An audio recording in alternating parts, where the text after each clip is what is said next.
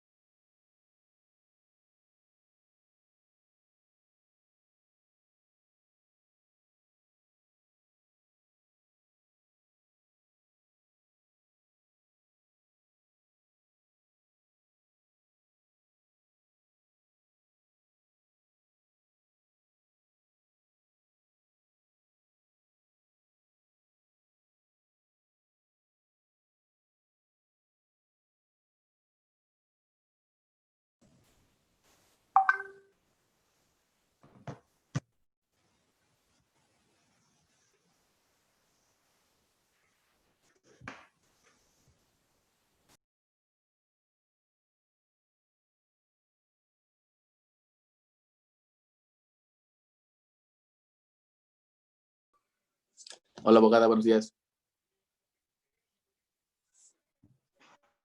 Buenos días.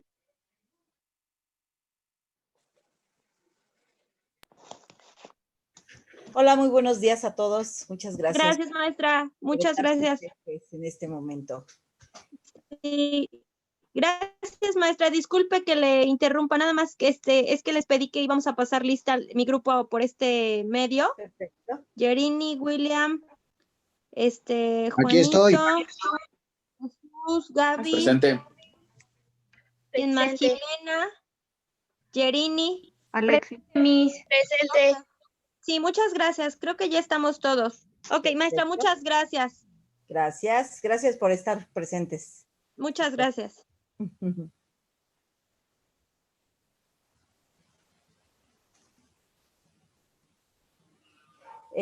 ¿Les parece, maestra? No sé si me permitas, esperamos unos 5 minutos más para poder iniciar. ¿Te parecería, maestra Carla?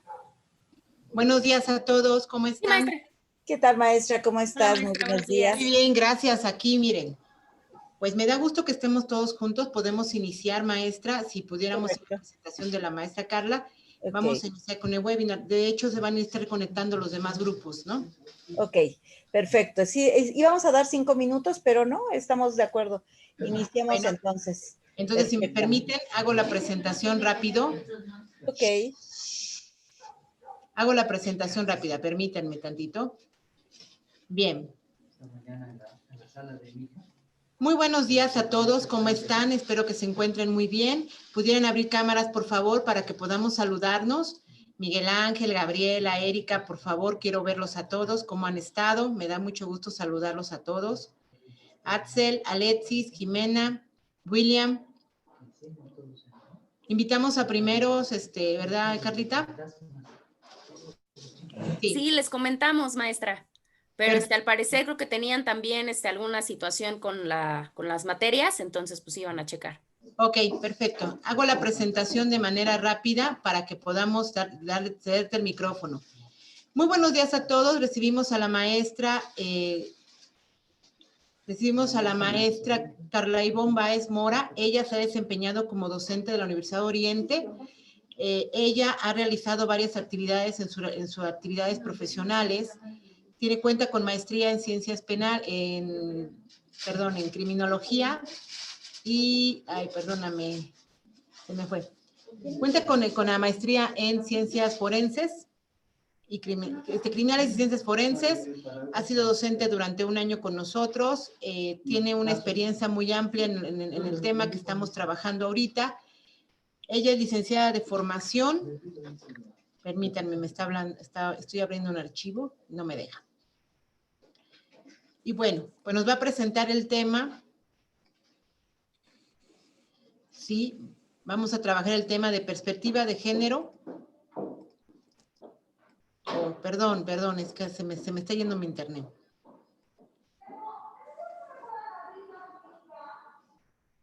Perdón, unos minutos.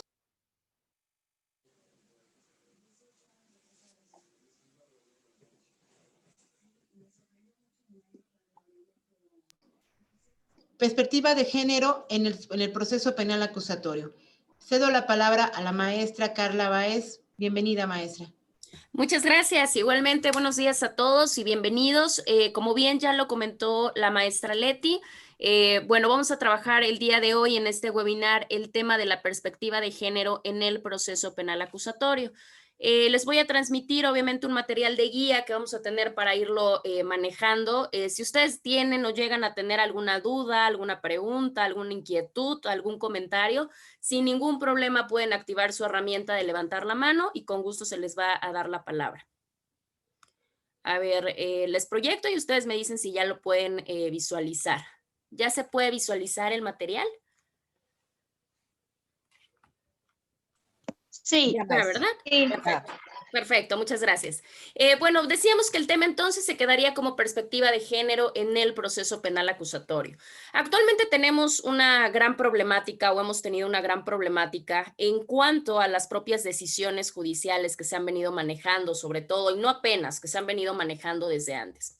Para nosotros comenzar a abordar el tema, tendríamos primero que determinar de primera instancia qué es la perspectiva de género.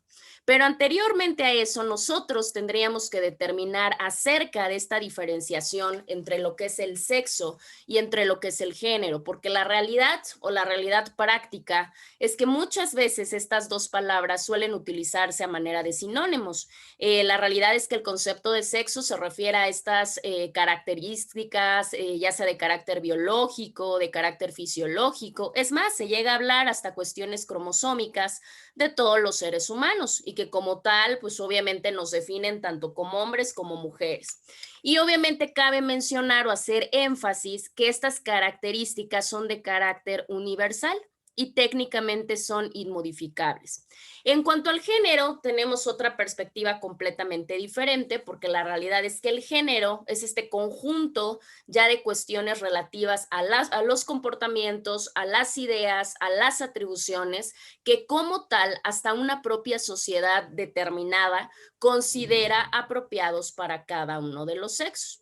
Y a partir de ahí, pues obviamente comenzamos con la propia problemática. Para poder desarrollar toda esta situación del género, se da mediante una mecánica de socialización. Recordemos que toda esta temática no solamente corresponde al derecho, recordemos que actualmente el derecho ya es una rama de carácter multidisciplinario, que tiene que tener mucho contacto con otras ramas del conocimiento que precisamente profundizan de otra obtención de conocimientos, como lo puede ser la criminalística, la criminología, la victimología, la psicología, etcétera. Pues precisamente esta situación del género y esta problemática comienza a través de una dinámica de socialización. En el caso de la socialización, todos tenemos determinados espacios donde nos construimos de manera social. Esto aplica tanto para hombres como para mujeres. Actualmente, ¿cuáles son los espacios como más comunes en los cuales nosotros podamos socializar? Pues los que tienen básicamente en pantalla. La familia, a través de la familia nosotros aprendemos a socializar de determinada manera, tanto como hombres como mujeres. La escuela también constituye un espacio, las amistades, el campo laboral, las propias instituciones, ya sea de carácter público, de carácter privado. Hablaríamos de la propia composición del Estado y actualmente los medios de comunicación han implementado un medio de sociabilización muy importante. ¿Por qué? Porque a través de ahí se han estructurado diferentes tipos de roles participativos dentro de la propia sociedad. Ya con estos espacios de construcción social, armamos o estructuramos propiamente lo que es la perspectiva de género. Si nosotros queremos una parte mucho más determinada o determinante acerca de lo que es la perspectiva de género, tenemos una legislación especializada que nos habla de ello. Tenemos la Ley General para la Igualdad entre Hombres y Mujeres y básicamente ahí tenemos una definición completa de lo que es la perspectiva de género. Y nos dice que como tal va a ser una metodología o va a ser un conjunto de mecanismos que nos van a permitir tanto identificar, como cuestionar, como valorar la propia discriminación y la desigualdad que existe de las propias mujeres. Y con ello, pues se pretende justificar con base, ¿no? Porque estas desigualdades generalmente se justifican en base a las propias características o a las propias diferencias biológicas que comentamos hace un momento, que existen entre hombres y mujeres. Pero también la perspectiva de género es y abarca las acciones que como tal se deben de emprender para que se pueda actuar sobre esos mismos factores de género. Y con ello, pues se puedan obviamente fomentar condiciones de cambio que nos permitan a todos avanzar en una construcción de una igualdad de género.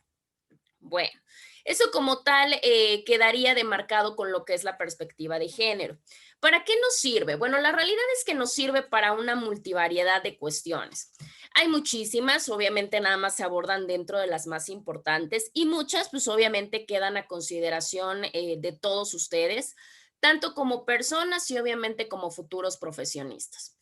¿Para qué nos sirve? Pues nos sirve para que podamos analizar algún tipo de situación desde algún tipo de perspectiva y que podamos así comprender o entender la propia vida tanto de mujeres como hombres. Y esto lo vamos a lograr a través de comprender que la medida o que esta parte de equilibrio es entendiendo que esta parte no estamos naturalmente determinados en cuanto a la cuestión del género. Del sexo sí, pero del género no.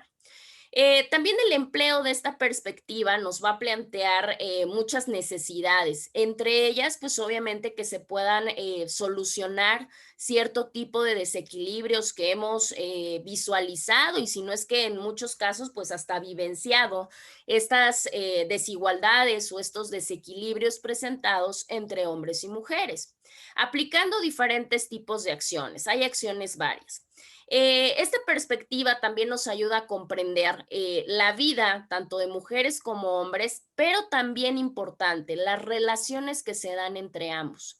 Y con este enfoque, pues nosotros podríamos comprender de alguna manera y cuestionarnos, porque una de las partes más importantes es el cuestionamiento a través del análisis de estos estereotipos que son obviamente mandatados y con los que pues, se ha educado a gran parte de la sociedad.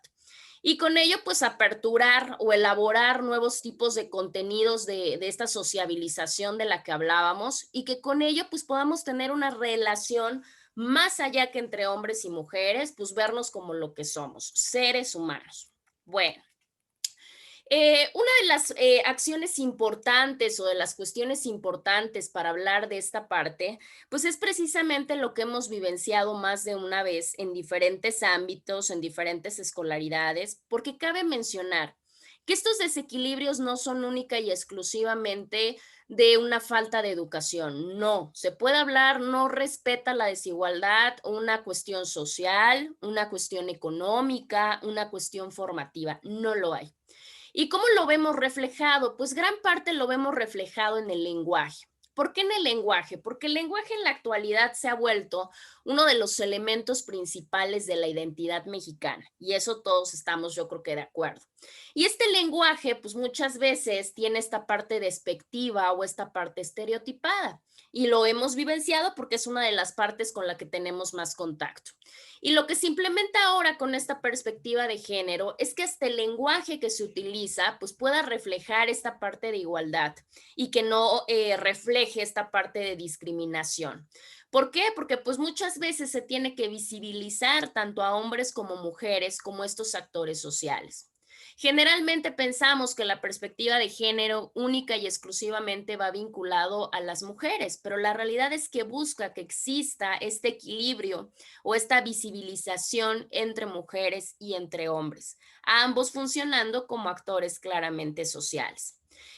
Como tal, pues obviamente esto lo tenemos que traspolar a una cuestión normativa, porque de hecho ya se encuentra, y lo vamos a comentar un poco más adelante, ya se encuentra propiamente inmiscuido en una normativa jurídica como tal en nuestro país y ya se habla de esta cuestión que es el lenguaje incluyente. Bueno. Ahora, ¿por qué lo profundizamos o le damos la vertiente un poco más a la cuestión de las mujeres? No porque solamente se trate de ellas, no porque solamente la importancia sea de ellas, no, sino que en el caso propio de las mujeres, la realidad es que sí se ha vuelto una necesidad que las tres esferas de gobierno han tenido precisamente que pasar a este diseño, tanto de políticas públicas, de programas, de acciones, etcétera, en los cuales como tal se tomen, se aborden, ¿no? Estas condicionantes de carácter, porque no solamente es cultural, es hasta una cuestión económica y es hasta una cuestión sociopolítica, que a través de los años pues han favorecido que como tal pues se favorezca esta discriminación que se ha dado sobre todo de carácter biológico.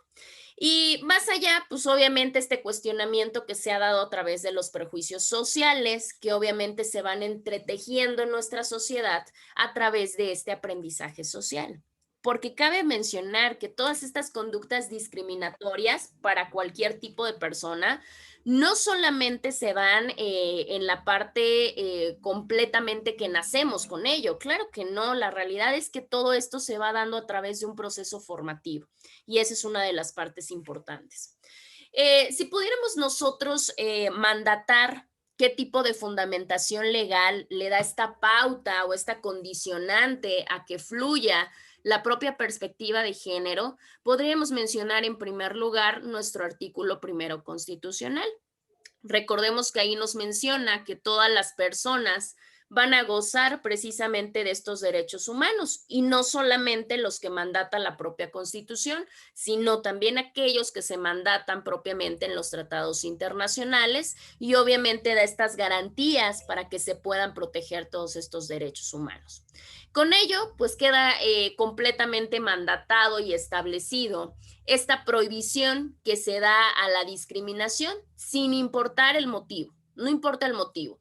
No importa que sea una discriminación por origen étnico, que sea por una cuestión de género, que es específicamente lo que estamos hablando, por cuestión de discapacidad, de edad, de condición social, de religión, de estado civil, etcétera. Cualquiera de estos tipos de discriminación claramente pues atenta contra la propia dignidad humana y obviamente pues lo que hace es menoscabar los propios derechos y las propias libertades de la persona.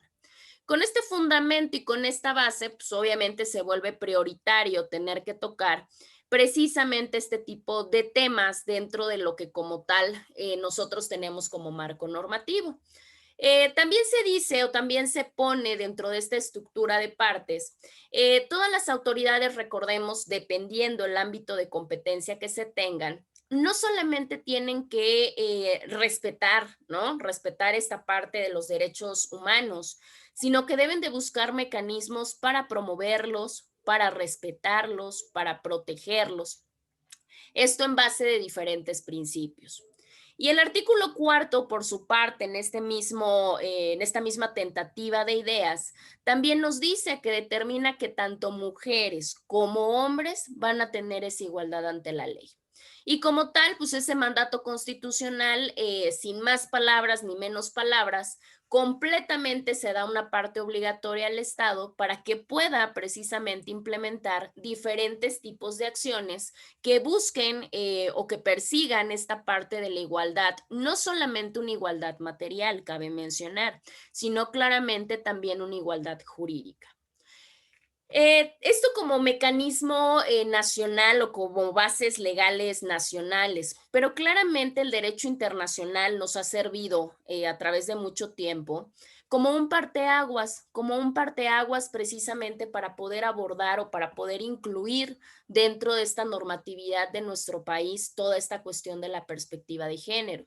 Si pudiéramos mencionar nosotros entre los más importantes, porque hay muchísimos, tenemos la Convención para la Eliminación de todas las formas de discriminación contra las mujeres. Es un tratado internacional que fue promovido en su momento, porque es desde el año 79, y fue promovido precisamente por la ONU, y en el cual se buscaba o tenía diferentes tipos de acciones. Digo, hay muchísimas, la realidad es que es un tratado muy completo, pero bueno, por cuestión de temporalidad y demás, pues no podemos comentarlo todo. Sin embargo, dentro de lo más importante son las acciones que precisamente el CIDAW pone en cuanto a la relatividad de esta perspectiva de género. Entre ellas nos marca una redistribución de actividades. ¿Qué quiere decir? Que tanto en esferas públicas como en esferas privadas se volviera a hacer una redistribución de las actividades que desarrollan cada uno de los sexos. También se habla de la cuestión de la valoración de los trabajos, porque una de las cuestiones que se han manejado, y no solamente en nuestro país, sino de manera general, es que las mujeres tentativamente ganaban menos que los varones. Y bueno, pues entonces en esta parte de la CEDAW, desde el 79, se hablaba de esta justa valoración de los trabajos que realizaran ambos, pero sobre todo enfocándose una parte muy importante que va muy vinculada con la parte del estereotipo, porque precisamente nos habla de esta valoración de actividades, pero también las que se refieren a la crianza. La crianza, el cuidado de los enfermos y las tareas domésticas. Actividades que generalmente se han vinculado al desempeño propiamente de la mujer. Y actualmente nosotros lo hemos vivenciado, gran parte se sigue manejando conforme a esta situación. Sin embargo, pues la apertura ya se ha dado a que las muchas mujeres pues claramente ya no solamente estudian, sino muchas de ellas pues ya laboran y se desarrollan dentro de un ambiente profesional. Y muchos varones que pasaron también a hacerse cargo de estos trabajos o de estas actividades, tanto de crianzas como de tareas domésticas. También la CEDAW nos habla claramente de una modificación de estructuras sociales. ¿Qué quiere decir? Que se puedan mover o que se puedan cambiar todas aquellas prácticas, todas aquellas reglas que de una o de otra manera provoquen o desemboquen en la propia desigualdad. Y la última, pues nos habla de un fortalecimiento de este poder de gestión y de esta decisión de mujeres. Claro, algo que nosotros hemos utilizado, sobre todo con mucho vogue en tiempos más presentes, todo este empoderamiento de la mujer, que no solamente se habla de una cuestión económica, sino que también se habla de una decisión por parte de la mujer a través de una estructura mucho más establecida, de carácter psicológico y hasta de carácter emocional. Bueno, en el marco jurídico que platicamos nosotros, que es precisamente el CEDAW, tiene diferentes principios. Estos principios tienen un objetivo principal. Su objetivo básico, pues es obviamente asegurar que hombres y mujeres pues sean en esta tentativa iguales. Entre ellos nos marca una parte muy importante que vamos a platicar más adelante y que es esta responsabilidad del Estado para que se pueda eliminar esta discriminación contra las mujeres.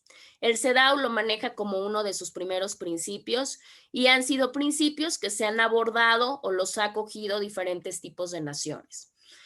También nos habla de una igualdad sustantiva. Esta igualdad sustantiva se expresa en una cuestión no solamente de tratar bien a las mujeres, sino también que se extiendan o que existan la igualdad de oportunidades entre uno y entre otro.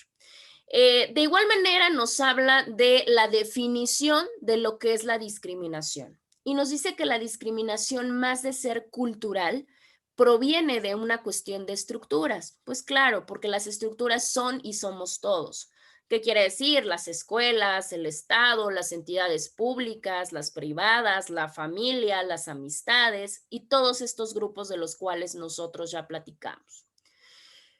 Con todo esto y con todo este marco normativo, nosotros llegamos a la parte de que proveníamos de un sistema inquisitivo, y la realidad es que se manejaba y se manejó en muchas situaciones que este sistema considerado tradicional tenía miles de características, ¿no? Pero entre ellas, y la que a nosotros nos compete, es que se había caracterizado de cierta manera por obstaculizar el propio acceso a la justicia, sobre todo a personas que pertenecían a grupos vulnerables. Cuando digo grupos vulnerables, me refiero a todos aquellos que ustedes se puedan imaginar. Las personas de la tercera edad, los discapacitados, los indígenas, etcétera. Pero entre estos grupos vulnerables también resaltan precisamente la parte de las mujeres. Y una de las problemáticas complejas que nosotros podríamos manejar, y de ahí la importancia de la utilización de la perspectiva de género, tanto de manera general como en la parte del sistema, es que gran parte de las víctimas han sido doblemente victimizadas. ¿Qué quiere decir? Que tras de haber sufrido propiamente el daño que provocó el transgresor de la norma, pues también han tenido que sufrir un daño por parte de los operadores del propio sistema. Por mencionar ejemplos, digo, yo sé que algunos de ustedes ya han de haber escuchado alguno de los ejemplos. Tenemos el de Paulina del Carmen Ramírez Jacinto. Recordemos que este asunto llegó hasta la Comisión Interamericana de Derechos Humanos por esta negativa de este derecho a abortar en un caso claro de violación. Tenemos por otro lado el de Valentina Rosendo y el de Inés Cantú. Recordemos que ese no solamente llegó a la comisión, sino que llegó hasta la Corte Interamericana de Derechos Humanos. Si recordamos y nos vamos un poquito a la cuestión histórica, recordemos que ellas fueron violentadas, fueron violadas y ultrajadas por militares, y que también se les negaron diferentes tipos de cuestiones. Con esta parte, las autoridades no solamente negaban, ¿no?, esta parte del acceso a la justicia, sino que la realidad es que las autoridades en estos casos en específico, y hay millones, es que se mostraron lentas porque no aceptaban las demandas bajo cierto tipo de argumentos de carácter estereotipado y de carácter sexista. ¿Qué quiere decir esto? Que muchas veces se culpabilizaba propiamente a la víctima y se le tachaba o se le ha tachado de provocadora, de que tal vez se dedicaba a la prostitución, de algo que hemos escuchado todos actualmente, de seguro se fue con el novio. Pues precisamente ese tipo de actitudes y ese tipo de expresiones, por supuesto que faltan a esta parte de la perspectiva de género. Y lo peor, pues no es escucharlo de una cuestión social, sino escucharlo dentro de las propias autoridades.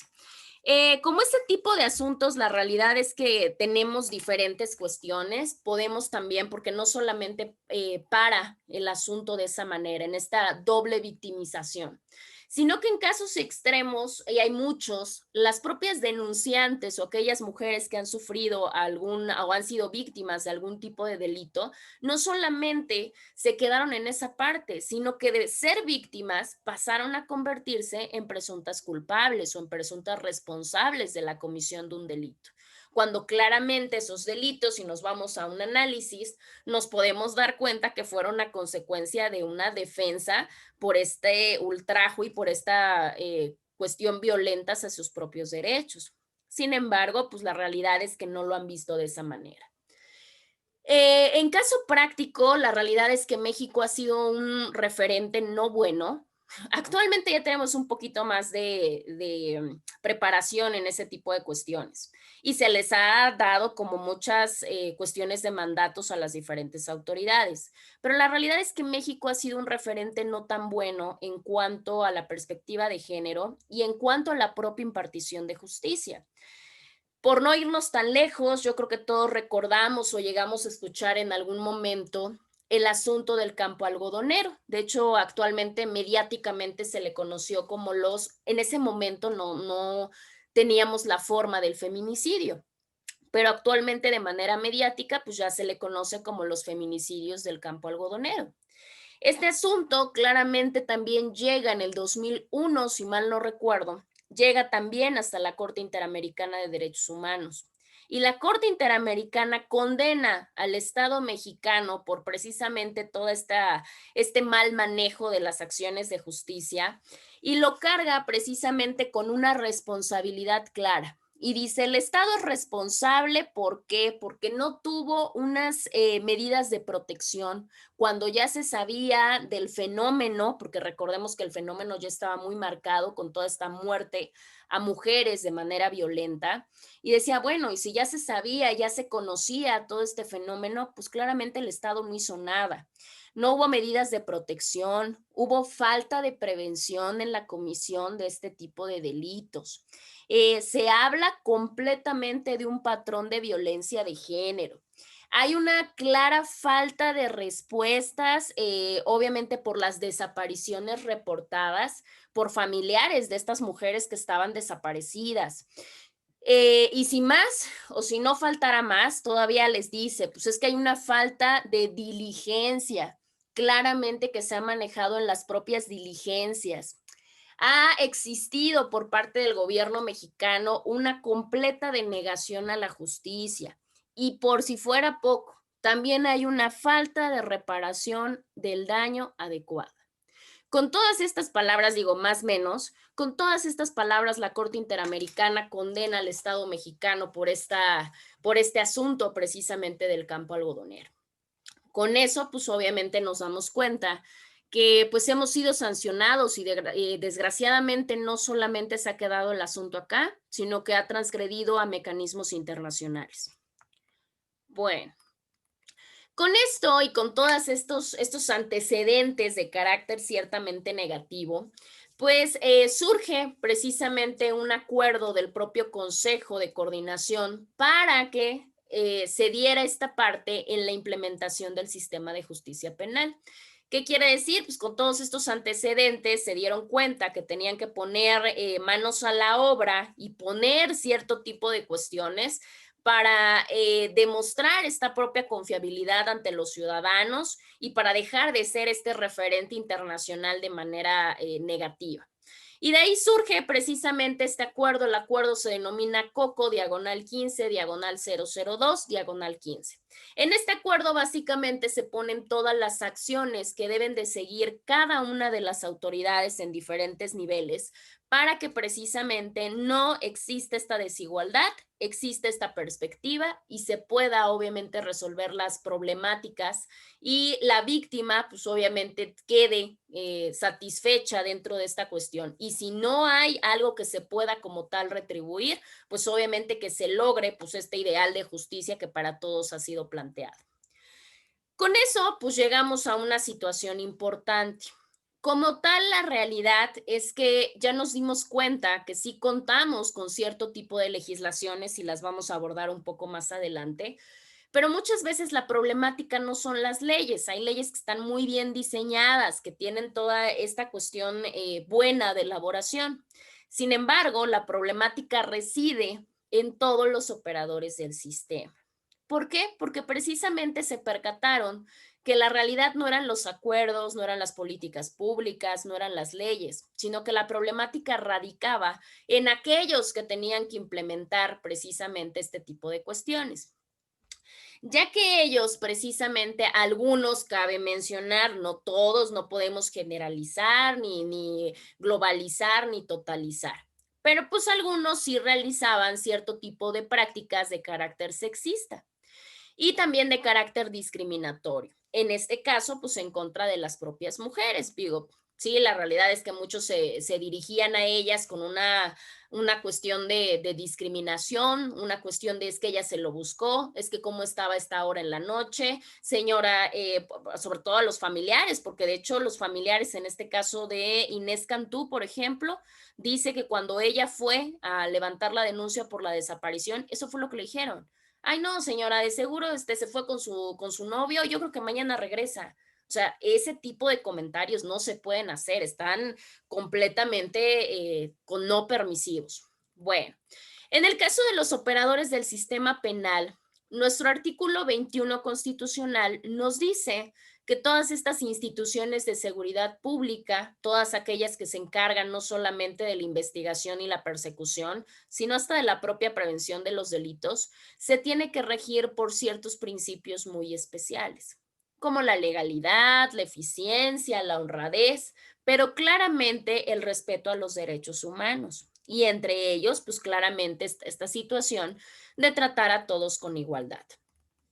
Con ello nos dice que el Estado mexicano como tal está de cierta manera forzado u obligado, porque es una de sus obligaciones, no solamente por cuestiones nacionales, sino también internacionales, a que, pues obviamente, implementar diferentes tipos de programas o diferentes tipos de capacitaciones en los cuales se pueda dar una investigación de carácter diligente. De cierta manera, no probablemente para desaparecer, pero sí de cierta manera para poder tener una investigación diligente de todos los tipos de violencia que actualmente aquejan a la mujer, porque ya nos dimos cuenta que no solamente es la cuestión física. Dentro de estos operadores del sistema tenemos varios. Uno de los principales operadores del sistema, en este caso estamos hablando de la cuestión penal o de este sistema de justicia penal, es la policía. La policía, recordemos que va a ser este primer punto de contacto que va a tener probablemente la víctima y muy probablemente el probable autor del ilícito. Obviamente es el primer contacto que se tiene con el propio sistema. Entonces, en el caso de los elementos de la policía, ¿qué fue lo que pasó? Los policías no tenían esta capacitación en perspectiva de género y tenían también esta situación de carácter discriminatoria y en las cuales ellos ya empezaban con una selección de manera criminalizante, tanto para el probable autor como para la víctima también, lo que yo les comentaba hace rato. Si hay algún tipo de situación, los policías eran exactamente el mismo comentario. Entonces, ese primer contacto, si no me da la confianza como víctima, si no me da esta primera situación, pues claramente más, pues tendríamos una problemática. Técnicamente a los policías actualmente se les tiene que capacitar y se les tiene que evaluar. Desgraciadamente, no hay una forma precisa de una evaluación que nos diga si los policías atienden a su primer contacto, en este caso a la víctima, con una parte de perspectiva de género, de no desigualdad, de respeto, de no discriminación. ¿Por qué? Porque resulta que el sistema, a pesar de todo de todo esto que ha querido implementar, solamente cuenta con un indicador de evaluación. Pero este indicador de evaluación que se ha implementado para este nuevo sistema, por llamarlo de alguna manera, solamente arroja la cantidad o el porcentaje de órdenes judiciales cumplidas. Es lo único. ¿Qué quiere decir? Si yo soy policía y yo cumplo con mi porcentaje de órdenes judiciales, ¿qué va a pasar? Cuando a mí me den la evaluación y el seguimiento de la implantación del nuevo sistema, pues no va a existir mayor problema. La realidad es que se dejan aspectos también relevantes fuera de esta parte, como lo podría ser ¿cuál? Pues obviamente esta atención de víctimas, esta atención no solamente de ellas, sino hasta de los propios testigos. ¿Qué pasa con la policía en este nuevo sistema de justicia penal? Una de las partes primordiales que se ha buscado trabajar con esta nueva profesionalización que ha mandatado el propio sistema es precisamente esta parte, pues que tengan la sensibilidad y que tengan una cuestión de enfoque diferencial, no solamente en la cuestión de perspectiva de género, sino también en la cuestión de derechos humanos, sobre todo para cuando se encarguen de indagar, puedan valorar sin ningún tipo de perjuicio, por llamarlo de alguna manera, y que puedan informar de una manera completamente neutra al Ministerio Público los elementos necesarios para cada uno de los asuntos. Es más, y no hablamos solamente de la mujer como víctima, sino también de la mujer como probable responsable de un ilícito. Eso también cabe mencionarlo.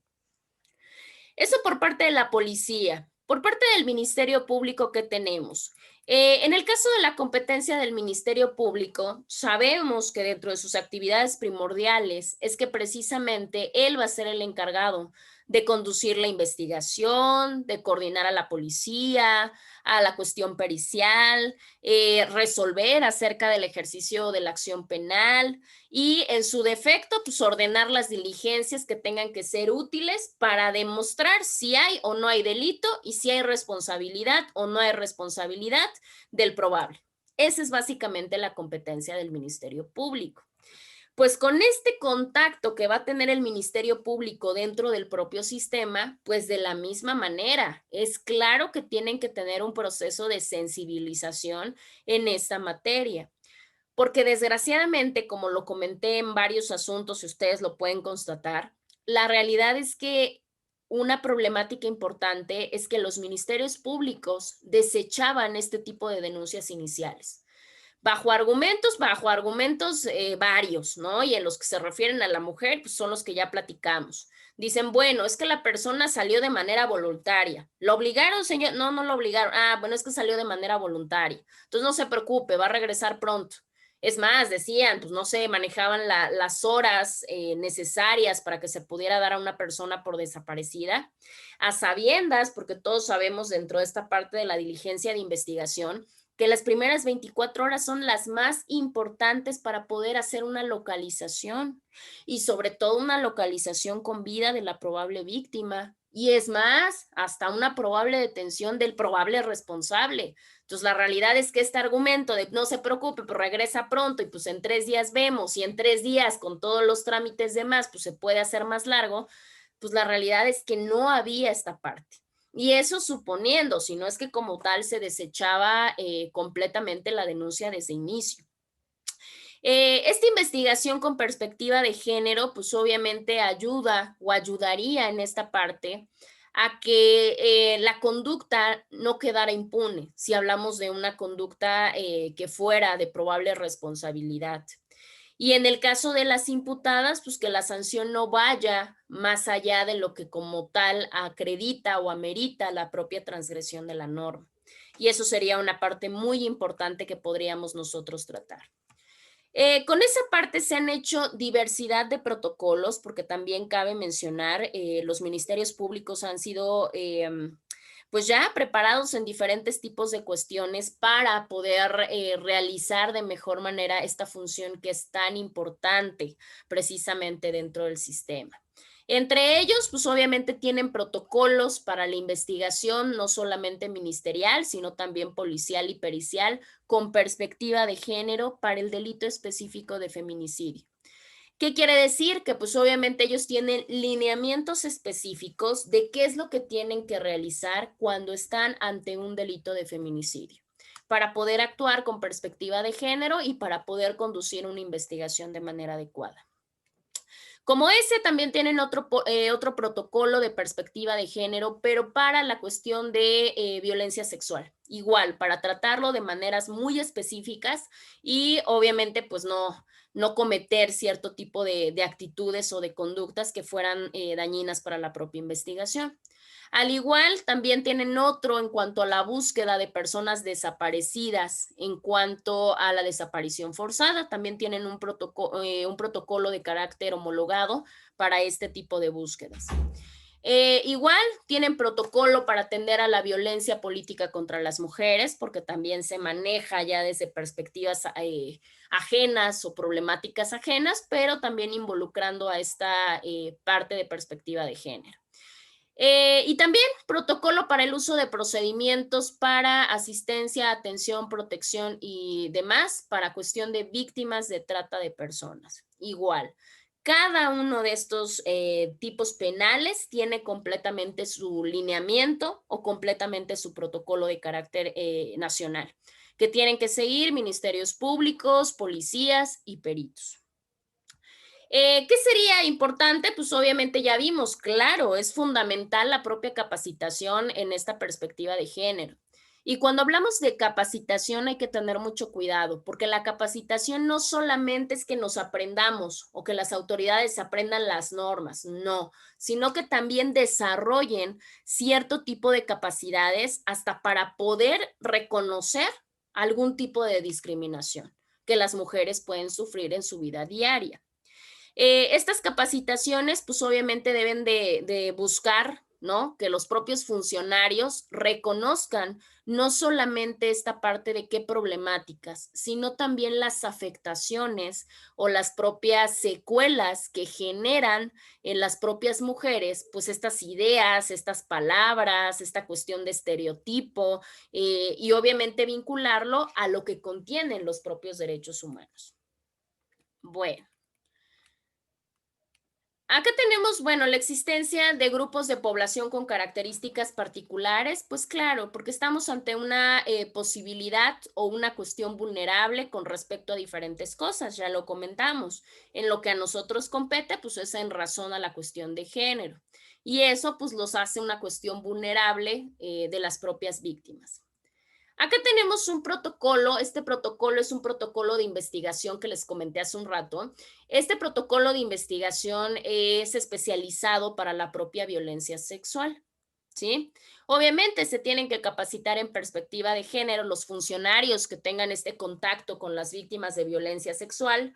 Tienen también que identificar claramente las necesidades que que presentan las víctimas. Tienen también que atender a las características y a la gravedad del caso. ¿Por qué? Porque muchas autoridades también tomaban esta parte de que todos los asuntos son iguales, todas las violaciones son iguales, todos los abusos son... No, claro que no. Pues precisamente en este protocolo de investigación, pues se dice, a ver, hay que fijarse muy bien y atender a cada una de las características y a cada uno de los grados de gravedad del caso, porque eso va a ayudar a que la investigación pues sea completamente exitosa. Parte muy importante, dentro de esta parte de revictimización, la verdad es que los ministerios públicos sobre todo eran como muy insensibles en cuanto a las preguntas a las propias víctimas. Ahorita con este protocolo se dice que pues, se debe tener mucho tacto para que la víctima como tal, si no es necesario, pues no se le haga recordar y recordar y narrar los hechos, porque recordemos que la víctima pues tiene un tipo de síndrome de estrés o tiene un tipo de shock y por tanto pues obviamente imagínense la cuestión emocional y psicológica a la que se le tiene que someter a la víctima. Con todo esto, pues obviamente ya sea el Ministerio Público, la policía o los peritos tienen que tener una debida paciencia, un lenguaje que sea completamente claro y otra parte muy importante, esta cuestión empática, demostrar cierto interés por lo que va a manifestarnos la víctima y no hay ningún problema. Otra de las cosas que nos mandata precisamente este protocolo es el derecho que tiene la víctima a interrumpir. Y yo no tengo por qué como funcionario desesperarme. Si la víctima quiere interrumpir su declaración por cualquier tipo de cosa, lo puede realizar sin mayor problema. Claramente, pues no se le puede coaccionar a la víctima por declaraciones que ella vertió, ¿no? Es que tú dijiste, no se le puede coaccionar, se le tiene que dejar que obviamente pues ella relate sin mayor problema. Con eso, pues obviamente también se le tiene que canalizar a servicios de manejo de crisis, lo que comentábamos hace un momento. No solamente se habla de una atención médica, se tiene que hablar de una cuestión concentrada. ¿Qué quiere decir? Pues hasta cuestión de psicología, manejo de crisis y cualquier otro tipo de especialización que se requiera en ese momento. Las medidas, pues bueno, las medidas ya las comentamos, que la víctima pues no repita y no vivencie otra vez los hechos de este ataque, que la persona debe de comprender toda la situación, o el personal más bien debe de comprender y cuidar mucho cómo actúa, cómo se expresa, cómo habla, qué actitud muestra, porque eso es muy importante para la víctima, ¿sí? Garantizar obviamente la declaración en presencia y la presencia de la víctima en diferentes tipos de diligencias, pues claro, porque ella tiene que sentirse cuidada y protegida por el propio Estado, porque al final de cuentas pues es la víctima y al final de cuentas pues el trabajo del Estado pues es ese. Decretar diferentes tipos de medidas emergentes, pues claro, todas estas relacionadas con la parte de la protección y con la parte de estas medidas cautelares. Son claves indispensables, por supuesto, porque si nosotros utilizamos o si los operadores del sistema, partiendo de esa parte, utilizan y realmente aplican esto que está mandatado en las leyes y en los protocolos, pues va a ser muy importante, porque tanto vamos a evitar la doble victimización y como tal vamos a evitar pues violación de derechos humanos de las propias víctimas. Tenemos también otra parte, la cuestión de la defensoría. Como operador, la cuestión de la defensoría, la realidad es que hay que visualizar una parte muy importante y todos estamos en una libertad completa de pensamiento. La realidad es que las propias mujeres son las que viven, y se ha comprobado en base a estadísticas, de manera más grave la pobreza, ¿sí? Si por alguna razón, ahora vamos a contrario sensu, o sea, la parte contraria, si una mujer como tal es alcanzada por esta parte de la propia justicia penal, cabe mencionar que la mayoría de veces es abandonada por la familia. ¿Qué quiere decir esto? Que como tal se queda sin redes de apoyo, sobre todo hablando de una cuestión económica. Y pues ellas pues caerían en esta parte de la defensoría. Y la defensoría, bien sabemos que pues tiene un déficit muy claro de personal y claramente tiene sueldos inferiores a los que manejan obviamente los defensores privados. También se tiene la problemática de que la carga de trabajo que presenta la propia defensoría, pues muchas veces hace de carácter materialmente imposible una defensa que sea eficaz, profesional y por supuesto seria. Se supone que de acuerdo a esta Ley General de Víctimas nos maneja también que las víctimas deben de ser asesoradas y deben de ser representadas, ¿sí? Que deben de contar con esta parte de la asesoría jurídica. En los casos que no puedan contratar algún tipo de abogado, pues ya sabemos que como tal el Estado, a solicitud de la misma y de acuerdo al propio procedimiento, pues pueden dar esta parte de representación legal. Esto quiere decir que resultaría de carácter primordial que existiera, desde ahí partiríamos, pues un número suficiente de defensores públicos, porque con ello, pues obviamente se garantizaría muy probablemente una mayor eficacia y que no siguiéramos con esta parte de una desigualdad en esta parte de las defensas. Obvio, los defensores públicos, además de esta parte de ser más, pues tendrían que tener una formación muy completa, no solamente en la parte de teoría del delito, que es lo que la mayoría, pues obviamente se piensa, no, la realidad es que también necesitarían una capacitación en derechos humanos, en perspectiva de género y demás, porque si no, los vicios precisamente de indefensión, pues seguirían haciendo de manera nugatoria el propio derecho humano que se tiene a esta defensa de carácter jurídico. Recordemos que estamos entre esta parte del ser y el deber ser.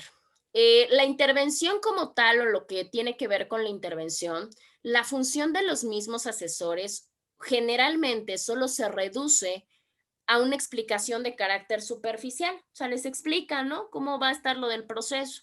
Es más, se les puede dar un consejo para ver si declaran o si en su defecto pactan o no pactan, pero la realidad es que no tiene mayor situación de énfasis. Bueno. Y el último operador del sistema. En el último operador del sistema o en el último orden tendríamos nosotros el Poder Judicial.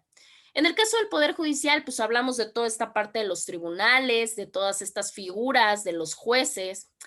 Y sabe una parte muy importante. Uno de los argumentos básicos es que hay una necesidad de incorporar mujeres precisamente en los tribunales, ¿no? Como una forma de feminizar la propia justicia, si lo quieren ustedes visualizar de esta parte. La realidad es que no es así. ¿Por qué no es así, no? Porque no deban de estar más mujeres como juezas, como magistradas, como ministras, pero la realidad es que también esa parte de que existieran más no garantiza que las mujeres dentro de los tribunales tengan esta cuestión de perspectiva de género, ni siquiera siendo mujeres. Con esta parte surge algo muy importante que se llama la transversalización de género. La transversalización de género es un concepto que precisamente lo plantea la ministra Olga Sánchez Cordero desde el año 2014. Y precisamente ella habla o ella maneja esta parte, de hecho es la primera mujer en nuestro país que habla ya acerca de una cuestión de esta transversalización dentro de la aplicación de leyes y nos dice que transversalizar la perspectiva de género básicamente es un proceso. Y en este proceso lo que se hace es valorar propiamente las implicaciones que tiene tanto para hombres como para mujeres cualquier tipo de acción, ya sea que se trate de una legislación, de una cuestión de políticas públicas o de una cuestión de programas, en todas las áreas y en todos los niveles. También esta transversalización la maneja como que es una estrategia para que se puedan conseguir que estas experiencias de las mujeres y de los hombres sean una parte integrante para poner en marcha cierto tipo de evaluación de políticas públicas y de programas, no solamente en el área política, sino en el área económica y en el área social. Con ello, pues tanto hombres como mujeres se pueden beneficiar de manera igualitaria o igualmente. Y con ello, pues no se perpetuaría la propia desigualdad. Con esta transversalización, la ministra nos dice que el objetivo como tal es conseguir la igualdad de los géneros, ¿sí?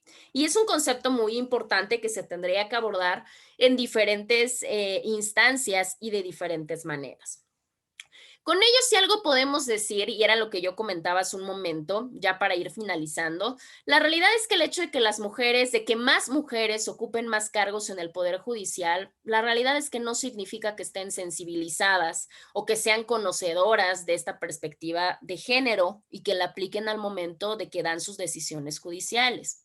Es más, en muchas de ellas queda completamente comprobado que no hay ni siquiera empatía en que las mujeres estén involucradas como víctimas o responsables de algún ilícito. Es más, hay una marca muy clara de resistencia que se da por parte de los juzgadores. ¿Qué quiere decir? Que los juzgadores no quieren transversalizar este ejercicio judicial en base al género. O sea, no quieren, porque la realidad hay esa parte de resistencia ideológica, vivencial y demás.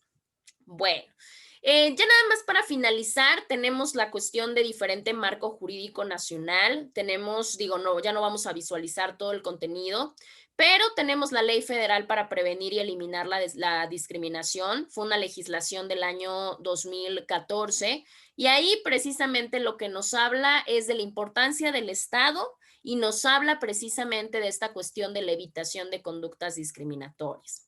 También tenemos otra ley más antigua que es precisamente emerge desde el año 2006 y es esta Ley General para la Igualdad entre Hombres y Mujeres.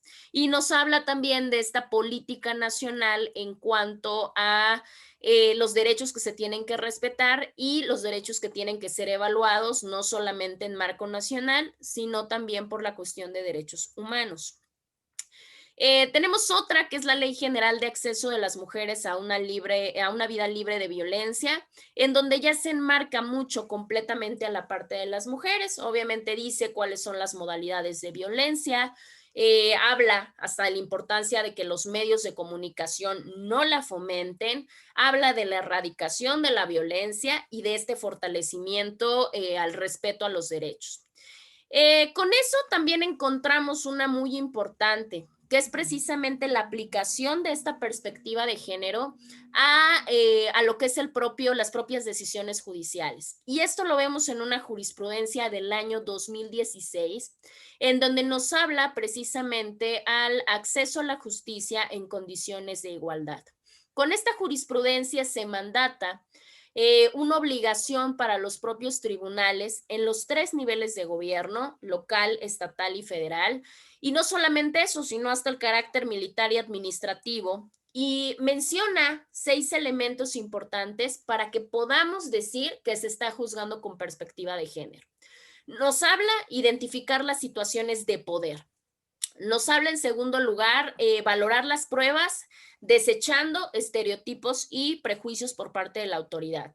Tercero, ordenar las pruebas necesarias para visibilizar la violencia, claramente, si es que la hay. En cuarto, cuestionar la neutralidad del derecho y valorar si hay algún tipo de impacto en la propia decisión. Quinta, aplicar los estándares de derechos humanos que por default, por decirlo de alguna manera coloquial, deben de estar contemplados. Y el último, pues obviamente esta parte que comentaba en un principio, la cuestión del lenguaje, que este lenguaje que utilizan los 3 niveles de gobierno en cualquiera de sus operadores no debe de estar basado ni en perjuicios ni en estereotipos y debe de estar en una gran parte de todos los integrantes de la judicatura, porque claramente muchos de ellos, que son los que deberían de tener más conocimiento y conciencia, ni siquiera conocen el contenido de esta jurisprudencia. O es más, consideran que no es aplicable en cada caso.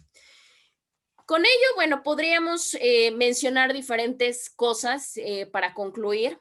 Tenemos unos premios que son los Women's World, que son premios que se entregan desde el año 2009. Estos premios se entregan para las decisiones judiciales a nivel mundial, tanto para las que son buenas como para las que son malas. Entregan 2 premios, uno que se llama Malet, que son estas decisiones que son tomadas por equidad, y hay otro premio que es el premio Garrote, que precisamente son estas decisiones que se toman de carácter discriminatorio y se toman obviamente como decisiones retrógradas.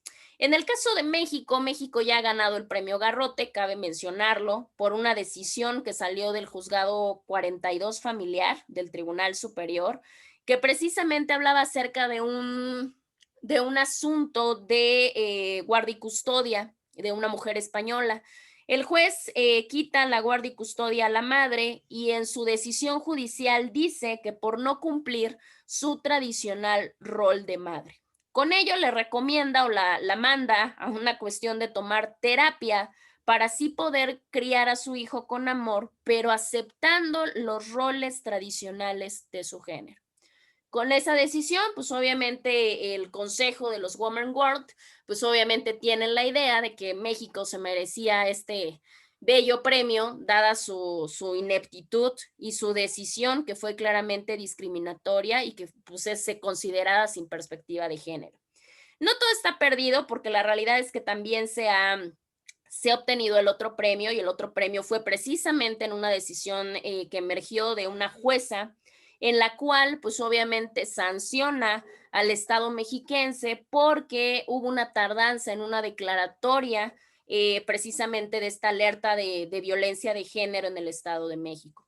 Y con ello, pues obviamente mandata una reparación del daño y solicita al Estado mexiquense una disculpa pública. Con eso, pues obviamente es ganado el premio Malet para nuestro país. Ya como conclusión, yo les podría decir que si nos damos cuenta, tenemos cosas buenas y tenemos cosas malas. Tenemos aciertos y tenemos desaciertos, pero sobre todo cabe mencionar que nos queda mucho por andar. O sea, la realidad es que tenemos mucho camino por recorrer. No solamente en la creación de normas, de acuerdos, de políticas, de protocolos, no, sino en una parte de concientización y de reflexión de la importancia que es precisamente esta cuestión de buscar una igualdad ante la ley en la cual no se maneje un estereotipo o no se maneje un prejuicio y que eso impida que el acceso a la justicia se dé de una manera correcta.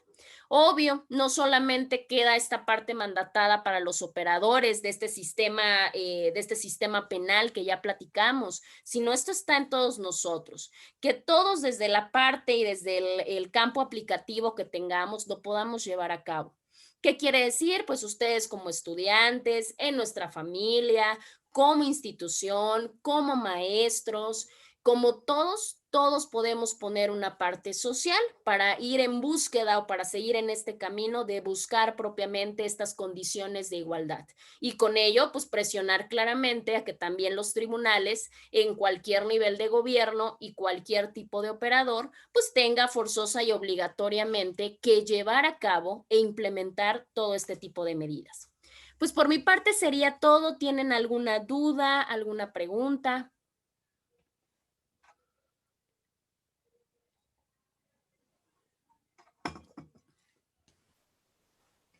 Muchas gracias, maestra.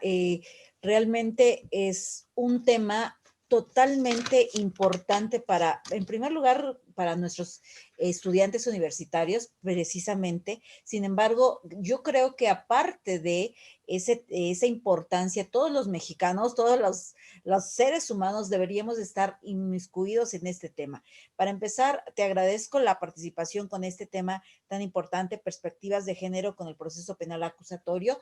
En este caso, me voy a permitir a todos los chicos, si ustedes tienen alguna pregunta, puedan formularla, ya sea abriendo sus cámaras y sus micrófonos o a través del chat también. Sin embargo, quisiera yo comentarte también en lo que algún compañero pueda determinar si tiene alguna pregunta, una participación o algún comentario, decirte. Nos hablaste, por supuesto, de los protocolos de investigación con perspectiva de género, realmente. Yo creo que cada protocolo es digno de hacer un tema en lo particular, ¿no? Con respecto a este tema de los protocolos, ¿qué piensas? ¿Se han estado implementando como respuesta a o realmente se está generando una estructura previa para toda esta formación en materia de administración de justicia, precisamente atendiendo esta perspectiva? No sé qué pienses. Y por último, un segundo comentario respecto a la capacitación de estos operadores del sistema de justicia, que efectivamente en sus manos están muchísimas cosas y a veces con esa falta, por supuesto, de capacitación, se han tenido tristemente situaciones muy graves que se generaron por esa ineficiencia o bien por desconocimiento en el menor de los casos, ¿no? ¿Qué piensas respecto de esas capacitaciones con respecto a estos operadores y sobre todo, o qué nos esté faltando también respecto de ello? Muchas gracias. Claro. No, gracias a usted, maestra, sobre todo por el apoyo. Cabe mencionar, en la primera que hablábamos de los protocolos, yo creo que la realidad, más allá de hablar de un proceso de concientización, yo creo que fue una cuestión de presión. ¿Qué quiere decir? Que se vieron las fallas que ya se venían arrastrando y estas llamadas de atención que no solamente vinieron de una cuestión social o de una cuestión nacional, sino de una cuestión internacional.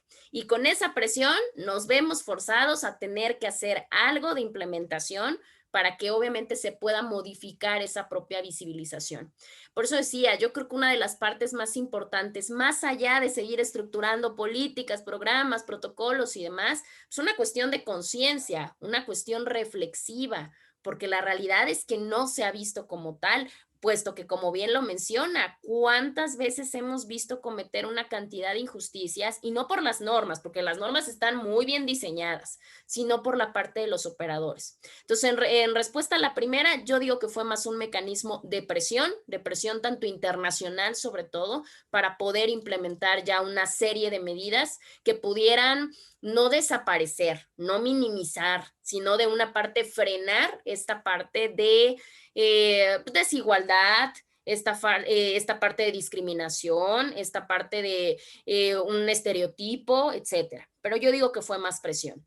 Y con respecto a la segunda parte que comentaba, maestra, de los operadores, la capacitación, pues no todo está perdido. La realidad es que si algo podemos visualizar, por lo menos en la parte de policías actualmente, sobre todo que eran los de primer contacto y demás, la realidad es que sí se ha visto una clara capacitación. Capacitación voluntariamente forzosa, porque la realidad es que volvemos a lo mismo. Es una parte cultural. O sea, no es una parte que a mí me nazca aprender de perspectivas para tratar bien yo como policía, las mujeres y demás.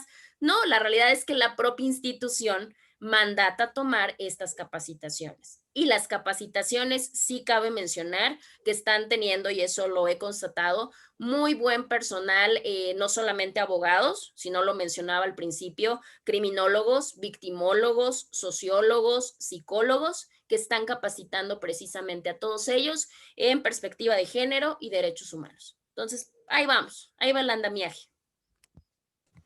Muy bien, maestra, pues muchas gracias. Jóvenes, no sé si alguno de ustedes quiera realizar alguna pregunta o algún comentario también con la maestra, sobre todo porque volvemos. Este tema, insisto, es totalmente importante para ustedes de alguna manera en esta formación que están teniendo, y sobre todo todas estas preguntas que vamos generando básicamente. No nada más de la invitación a los jóvenes, sino también a nuestros compañeros maestros también. Ok, ¿alguien más? ¿Alguien quiere hacer alguna pregunta o comentario? Yo, maestra. Adelante, Claro. adelante. ¿Qué tal, maestra? Buenos días. Un Hola, placer buenos días. escucharla. Gracias, igualmente. Nada más un comentario, ¿no? Yo tomo clases con usted los días sábados. A veces, desafortunadamente, por cuestiones laborales, pues me cuesta estar de manera con cámara abierta, ¿no? Y en su momento yo les comentaba, su servidora labora igual en seguridad pública del municipio de San Andrés Cholula. En el transcurso del tiempo que yo llevo trabajando en la actualidad con ellos, pues me ha tocado esta parte, ¿no? Esta parte de la capacitación hacia los elementos en tema precisamente en perspectivas de género. Nosotros llevamos esta parte de atención a víctimas, ¿no? Que ha sido en verdad un reto trabajar con esta sensibilización hacia las mujeres para que en su momento lleguen a hacer una denuncia por el delito, ya sea sexual o en tema de violencia familiar, ¿no?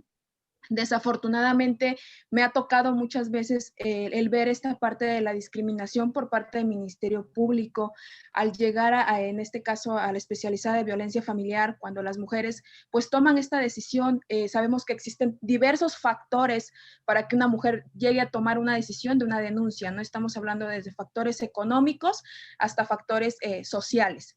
Entonces, al llegar ante el Ministerio Público, el que el Ministerio Público le diga, ay señora, mejor váyase a arreglar con su esposo. Ahorita fue una pequeña discusión. Ahí venga otro día. Y lo que nos ha tocado ver es mucho que las mandan hacia mediación. Desafortunadamente, este año, en marzo, nos tocó un feminicidio de San Andrés Cholula, la cual a la persona nosotros la habíamos atendido el año pasado. Se queda bajo resguardo en ese entonces de CEPROVIC, la cambian de estado. Desafortunadamente en marzo le arrebatan la vida. ¿Qué pasó ahí? Nosotros ya no tuvimos un conocimiento, un seguimiento ahí, porque como ya queda ante fiscalía, nosotros como municipio ya no tenemos más allá, ¿no? Para dar un seguimiento. Desafortunadamente ahí pues le arrebatan a la vida a la señora. La parte, como usted decía, ¿no? Psicoemocional que se tiene es que los niños presentan toda esta parte, ¿no? Que a la mamá le arrebatan la vida. Entonces, yo creo que vamos avanzando, vamos poco a poco. Como usted decía, ¿no? También se va mucho a la ideología que los elementos tengan, porque no vas a cambiar una ideología a unos elementos que vienen saliendo de academia. ¿De qué? De un rango de 20 a 25 años a un elemento que tiene más de 20 años dentro de la corporación, ¿no? La ideología machista, que, bueno, al menos en el municipio en que su servidora labora, la ideología es muy arraigada a que la mujer si se casa, hay que se quede. Entonces, mi opinión nada más sería esta parte, ¿no? Que vamos avanzando, nos falta muchísimo definitivamente, pero yo creo que poco a poco vamos a llegar a esta parte, ¿no? Yo creo que también de la misma manera que hay ciertas leyes que están bien estructuradas, pero las personas que están frente de estas corporaciones, pues nos falta mucho a veces, ¿no? La empatía, el crear una empatía al momento con una víctima. Entonces, pues sí, sería eso, maestra. Gracias. No, muchísimas gracias por tu apoyo, por tu contribución. Es muy cierta y es muy bueno vivenciar esa parte de personas que están en este contexto y que están en este contacto día a día y que lo viven y obviamente nos pueden expresar esta parte de lo difícil que es y sobre todo desde la parte de mujer decir, bueno, yo lo puedo hacer, O sea, mi ideología me lo permite, mi situación de formación, mi situación de empatía, pero sin en cambio veo que el compañero no, o el Ministerio Público tampoco. Y esas son de las cosas con las que tenemos que enfrentarnos día a día, pero qué bueno, me da un gusto que en tu caso, pues mira, sí lo estés haciendo, que te estés capacitando y que te estés formando de una manera adecuada. Eso es muy bueno. Ok, muchas gracias por haber participado. Valiosísimo tu comentario porque estamos hablando de, obviamente, de primera mano con el trato directo a final de cuentas, ¿no? Entonces, nos encanta que estés en la Universidad de Oriente con esa formación y obviamente retroalimentándonos también con esa experiencia que tienes, ¿no? Fabuloso. Muy bien. ¿Alguien más que quiera participar, comentar o preguntar algo con nuestra ponente, chicos? Comentarios, dudas, preguntas o alguna cuestión. Ok, si no es así, me voy a permitir en este momento, en primer lugar, darte las gracias, maestra Carla Ivonne Báez Mora, por este tiempo que te has permitido dar, sobre todo con este tema importantísimo, perspectiva de género en el proceso penal adversarial. En ese sentido, básicamente acusatorio. En ese sentido, este tema tan importante, por supuesto, que tú manejas como de manera, como especialista, por supuesto, de primera mano también en este caso.